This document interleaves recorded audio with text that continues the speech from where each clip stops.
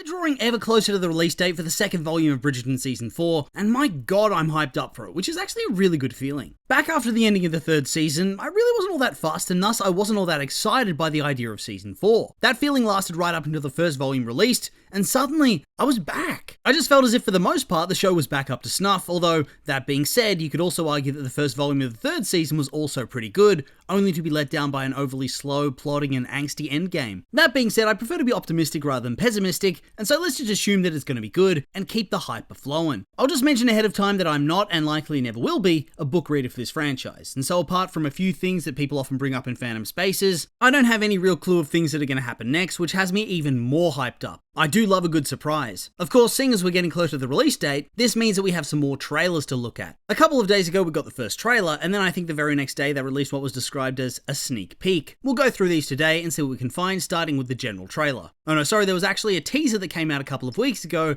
in the immediate aftermath of the first volume. It's essentially just a steamy moments compilation to get people excited, as after all, the only real intimate section we've gotten beyond a couple of kisses was the Benedict crash and burn on the servant's staircase. Here we have a good look at what are clearly some of the more amorous moments of the season with Benedict and Sophie. They knew what they were doing with this one. Story and character can wait. You have to hook the smart aficionados first. I feel like it's just very smart marketing. This then brings us to the first trailer. We begin with some narration by Lady Whistledown, where she says that there are moments within our lives where we arrive at a crossroads, obviously referring to Benedict and Sophie when used in this regard, although in the context of the actual show, there's no real indication it's about them. After all, why would Penn be airing out the goss like this on her own family? I very much doubt she is. It seems that in the aftermath of his rightful rejection by Sophie, Benedict is going to be pining and conveniently will find himself wherever she is to try to make eye contact and talk to her. We see this when Sophie's walking down the street, only to see Benedict across the road. He then approaches her and says that she didn't answer his letter, and she tells him it's because she didn't wish to see him. I'm thinking this is likely going to have been their first face-to-face meeting since the infamous "Be My Mistress" debacle. She booked it out of there pronto after he said that, and as he says here, he sent her a letter, and she's not responded. I do wonder what was in that letter. Is he going to realize that his request was kind of gross and be apologizing? Or is he going to be something along the lines of, "I'm sorry if I did something to hurt your feelings, please talk to me, blah blah blah." Either he's desperate for a reply and hardly waits, or there's a little bit of a time skip, maybe a week or so, where she completely ghosts him and doesn't reply to his letter. He then approaches her about it and she says that she didn't wish to see him. The next scene has her talking to one of her friends from the old house, the manservant who helped her get ready for the ball, and who was telling her about how Benedict was hunting for her alter ego, the Lady in Silver. I really like that they're coming back to this storyline and the set of characters because I do think it would be really sad to never see them again after they looked out for her for so long. It also makes a lot of sense to bring them back in as well, seeing as they'd be the only characters able to understand what's going on and why she's so set against being a mistress due to her own life experience. Plus, they know her history with Benedict and are firmly loyal to her and nobody else. She tells him that being a mistress is the last thing she'd ever want, and as she says this, it cuts to her seemingly writing by candlelight, where she abruptly blows out the candle. I'm thinking this will be her trying to pen a response to his letter to try to explain things, only to decide against it, or just being unable to find the words. After all, she tells Benedict she doesn't want to see him, but obviously that's not true. It's more that seeing him hurts her because she knows she can't have what she desires, and refuses to become a mistress as some sort of consolation prize. This then cuts to Benedict ranting, asking how else he's meant to be with a woman that society's made it impossible for him to be with, which is also cut with a scene of them alone in a room together, and Sophie walking out on him. So I expect we're in for a lot of angst this volume. I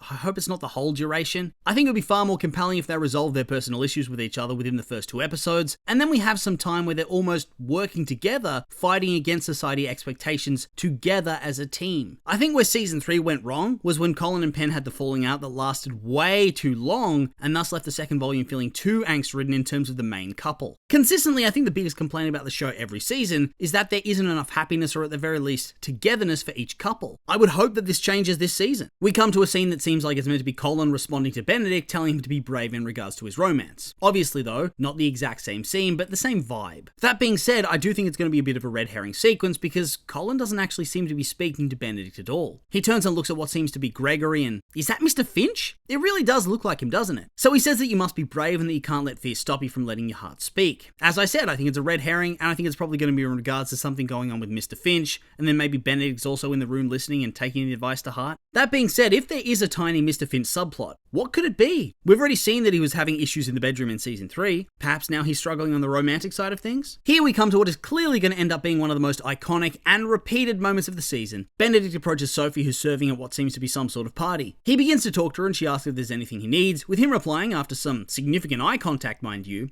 that he's found it. It really is adorable, and I have to say, they probably share some of the best sad puppy dog stares in this whole show. Kate and Anthony had the smolder on lock, but this is just a different vibe. It breaks your heart right through the screen, and in that way, it just enhances that forbidden love vibe they're trying to craft this season. We then cut to a shot of Benedict in the garden with Sophie, with some Sophie voiceover over the top. She says that he hurt her, and asks when does he ever stop to think about her. Obviously referring to the fact that his pursuit of her puts her livelihood at risk, whilst also reminding her of the difference in their status, and how she can never really have him in the way she desires. He replies that he stops to think about her every moment of every day. Here, based on the lighting in the background, etc., I think that this is part of the scene where he's asking what else he's meant to do when society's made it impossible to be with her. It's looking likely that Benedict's going to be having some sort of breakdown before the end of the season, if you ask me. He looks more and more disheveled in every single shot. Seems they're going for a very tortured love sort of design. He says that he cannot love a maid, and yet she's taken possession of him. I'm thinking this is going to be his romantic confession, right? He'll probably pursue her in the early stages of the volume and try to get her to talk to him before confronting her here. They perhaps argue a little bit, and then he's going to give some sort of love speech that shows she's more than just an object of sexual desire, but that he's properly in love with her. Hence the kiss that we see in the following shot. Lady Whistledown's narration returns, and she says that for beings from opposing worlds, the desire is not the problem, but rather the world itself. I do wonder how much that's going to come into play though. It seems like a big part of the story is going to be forbidden love and going against society and maybe even family obligations to try to find happiness. How far will they push things though? How easily is Sophie going to be accepted and why? It's also interesting to tell you the truth. Are we going to see some of our characters in a new, more unflattering light as they show their classes side? Hopefully they don't go too hard on that when it comes to the main family, because I do think it would make it hard to enjoy them much going forward then. That being said, opposition is largely meaningless if it's from nothing characters that we hardly know about. Yeah, there's Araminta as some sort of villain, but even then, it wouldn't hit the same in regards to forbidden love. It would have to be somebody close to them, right? And it certainly wouldn't be from Sophie's servant friends. I'm just curious as to how they go about it, really. As this is being said, we see a couple of shots. There's Sophie and Benedict sitting together on a desk with Benedict slowly moving his hand upon hers. Cute, but I also think this is the first part of the scene from earlier where we see her walk away and leave him alone in the room. Perhaps this is him still trying to put on the moves only to fail yet again? They even turn to face each other with those tortured eyes, and I'm thinking they almost kiss and she pulls away, and then she leaves him there. We get a glimpse of Francesca and John, and honestly, they don't look very happy, which then contrasts with Violet and Marcus, who indeed seem very happy. Pretty eager to see how both of these pan out in part 2. Honestly, the way that Fran's story is going does make me rather sad for all the characters involved, but what about Marcus and Violet? What are they going to be getting up to? We saw that their relationship hit the next level recently, but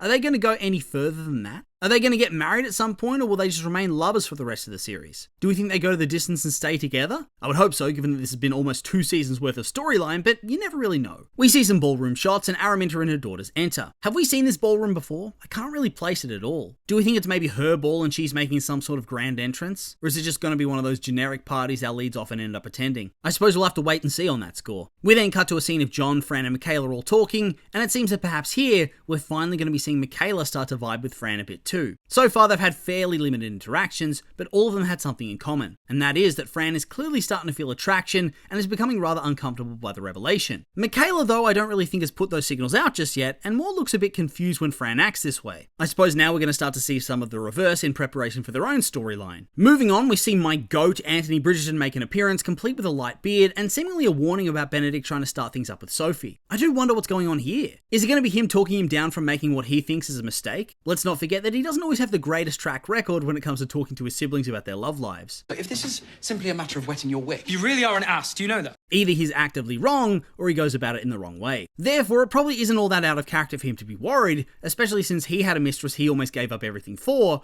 only to meet the love of his life the very next year. If any member of the family is going to potentially try to talk Benedict out of things, I guess it would be him, although I won't throw down any condemnation either until we've had the full context of what's been said and why. Still, it doesn't really look good, does it? I know we'll end up being fine and dandy at the end of the day, but it does feel rather sad, you know? Speaking of sad, we have a shot of Sophie sitting on the floor in front of a door sobbing, and Benedict sweeping his drawings off the desk in what seems to be a fit of rage. Ah, angsty love. There's really nothing like it in small doses. Once again, and I know I'm going on about it quite a bit, but I do hope they don't force it too much, at least between the leads. The family angst and society angst, though, that can probably linger as much as it wants. It's probably necessary. Moving on, we see Posey dancing at the ball, which is nice. I do like her, and I hope she gets some sort of happy ending as the only kind member of that family. We cut back downstairs to see Sophie's friend talking about how they're not born simply to work and die, and I'm glad we got this. I hope they don't dial back on these downstairs characters in the second part. After all, there's a very good chance that after this this season, it'll return to the lives of the high and mighty, and nobody's going to care about these servants ever again. So for now, I think I'm going to enjoy what little crumbs we have left. We then get some steamy sequences from Benedict and Sophie to get the blood pumping for people who like those parts of the show above all else. As the maid asks if Sophie's in love, we see some shots of the couples who have clearly got some sort of story ongoing in this volume outside the main pair. We see Violet and Marcus embracing, and so I think it's pretty clear they're going to have some sort of happy conclusion, probably getting married or maybe just choosing to go on as they are. Either way, it seems as if happiness is in their future. We see Fran and John embracing, and they seem happy enough here, but my spidey sense is tingling. The third shot is of the Mondriches, and I presume this is going to be Alice being properly accepted by the Queen, who decides she'll make an adequate replacement for Lady Danbury. The jury's still out for me in that regard because that pairing has always been gold, but I'm willing to give this a chance too. We see more ballroom shots, including Eloise smiling at Penn, as well as looking at Anthony, Kate, and their son. I'm rather thankful that we at least get these crumbs. I do wish that they would have been able to have more of a story this season. I know that Jonathan Bailey especially had a lot of roles in the aftermath of his season, but still, I think it's such a shame and a missed opportunity. I think we need more post-season storylines for some of these characters, as it would really add to the show. Next up is a glimpse of what is likely the farewell of Lady Danbury and the Queen. So is this it for Agatha? Is she going to be leaving the show? It's going to feel weird to not have her in it given she's been such an integral part of the story up to this point. I'm really not ready. As these clips are playing, we have some dialogue by Violet saying there's one sacrifice Benedict will have to make: his family. I'm honestly so confused by this. It feels like Violet's telling Benedict that if he's with Sophie, he's going to get cut off by the family, but that doesn't really feel right, you know? It feels out of character in my eyes to threaten this. I know it'd be scandalous, but still, in the type of family the Bridgertons have proven to be again and again, it does seem a bit much. So is this a red herring scene? Or is it one of those lines that only makes sense in the context of the full scene itself? Because otherwise, they have really upped the stakes of this one, my god. As this is going on, we see Benedict watching Penn, Violet, and one of the grandkids through a doorway, and it seems as if Lady Danbury's lurking behind him. Maybe she has a little bit more wisdom and experience left to share before the end? Sophie has some dialogue next, asking what is love in the face of society, which is played over some steamy scenes, with Sophie in her maid's dress as well, so it seems that eventually she is going to give in to his advances without any promises, because I don't think she'd be wearing maid dresses once she was married, right? After this, we see Penn seemingly smirking as a bunch of Lady Whistledown pamphlets are passed around. I do wonder what they're going to be about though. I have a feeling it wouldn't be anything that would upset the family or go against Benedict or anything. Is there a chance that perhaps she's exposing Lady Penwood in some way? I mean, the woman does need some sort of karmic justice at this point, and what better way to face social disgrace than being torn to shreds in Lady Whistledown's society papers? We cut over to Benedict yelling that he's had quite enough of the demands of society. It seems as if somebody's trying to give him a lecture of some sort, and he is not reacting well to it. In the background, we can also see that Francesca's in black. Are those mourning clothes or something? Has our boy John bit the big one? It's sad, but it is clearly coming at some point. I've made a video talking about that storyline recently, so I won't go into it here too much, but it does seem very sad, doesn't it? Next, we see Benedict riding a horse, very obviously having a hero moment chasing after Sophie. We see him run out almost in tears from the front door, with Sophie I think in the back garden area where they first kissed and danced, looking very sad. I'm thinking she quits and leaves, he finds a letter and goes off after her in pursuit. Good golly, it's all very dramatic and romantic, isn't it? I'm excited. We then finish off with more Violet dialogue telling him that whatever he chooses,